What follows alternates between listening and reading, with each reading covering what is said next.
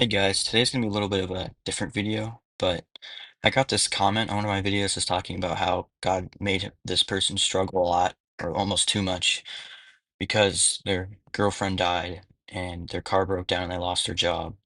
And here's how I would help them and how I would respond to that question.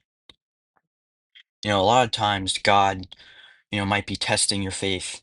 If you look in the book of Job, the whole book basically talks about how the devil took everything from him and he was left with nothing, but yet he still praised God. Like he killed his family, took away his farm, took away his house.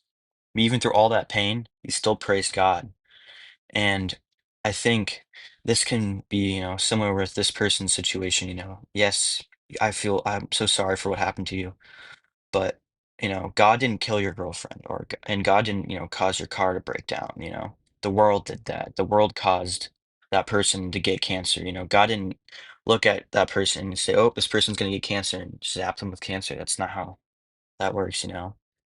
And God's got a perfect path for your life. You might be struggling right now, but always remember to trust in him, and he will, give you comfort. He says, he will comfort, the brokenhearted. You might be going through a really tough time right now, but rely on him and rely on his comfort, and you will get better and you will get through this. I know what it's like to lose a loved one and blame God, for that. Like why did you take this person from me? Why did you do this? But a lot of times it's not his fault. It's easy to blame but hard to trust. It's easy to blame people for everything that's done, but it's hard to trust them even through that.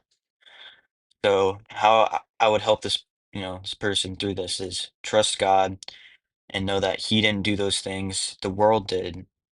And keep the big book of Job in mind as like as a helper to know that he will help you get through this and he will help you get through this tough time. And that is day 34, my friends.